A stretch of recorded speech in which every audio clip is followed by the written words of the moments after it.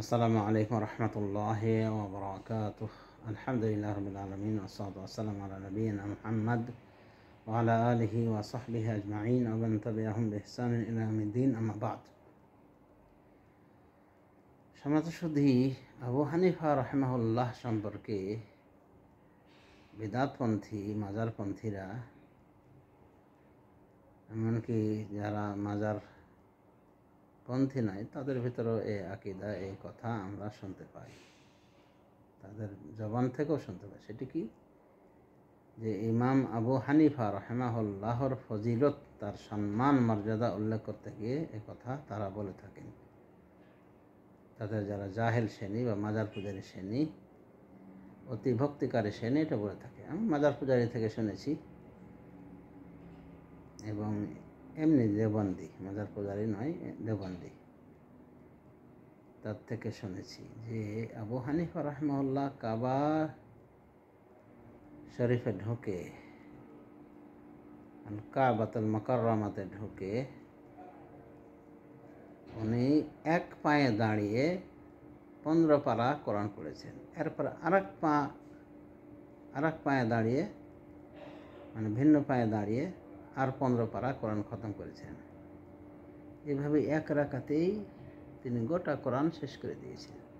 এক রাত বা 2 রাকাতে, 2 রাকাতে তো হয় সেই হিসেবে, মানে এক পায়ে দাঁড়িয়ে 15 পারা কোরআন উনি পড়েছিলেন, আর এক পায়ে দাঁড়িয়ে উনি আরও 15 পারা পড়েছেন। এভাবে 2 রাকাত সালাত আদায় করেছিলেন। তো এই যে এক পায়ে দাঁড়িয়ে কোরআন পড়া, এটা কি, এর কি ফজিলত কি যে আবু হানিফা এভাবে দাঁড়িয়ে পড়েছিলেন, নাকি বেদাত করার উদ্দেশ্য ছিল? আসল কথা যে আবু হানিফা রাহিমাহুল্লাহ এমন কোনো কাজই করেন, এটা সম্পূর্ণ মিথ্যা, বানাওয়াট, জালিয়াতি কথা।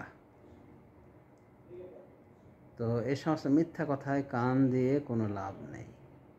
আর এটা কোনো সুন্নাহ নয় যে 2 পা থাকতে এক পায়ে দাঁড়িয়ে কিয়াম করতে হবে।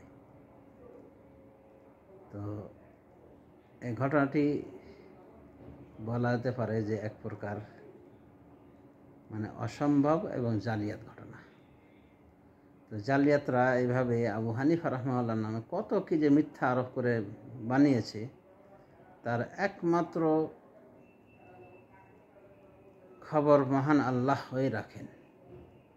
যাই হোক, এটা একটি জাল ঘটনা, এই কথায় কান দিয়ে লাভ নাই। যদি কেউ বলে তাহলে সাথে সাথে ভেটো দেবেন, বলবেন যে কোথায় পেয়েছেন এই সমস্ত মিথ্যা কাহিনী।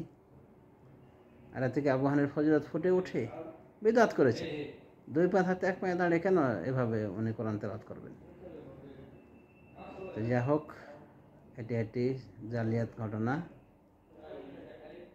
এসব জালিয়াত এক শ্রেণীর জালিয়াতরাই বলে থাকে আবু হানিফার ভক্তির নামে, তার সম্মান প্রকাশের নামে। এভাবে মিথ্যারোপ করে আবু হানিফার সম্মান উন্নীত করা যায় না।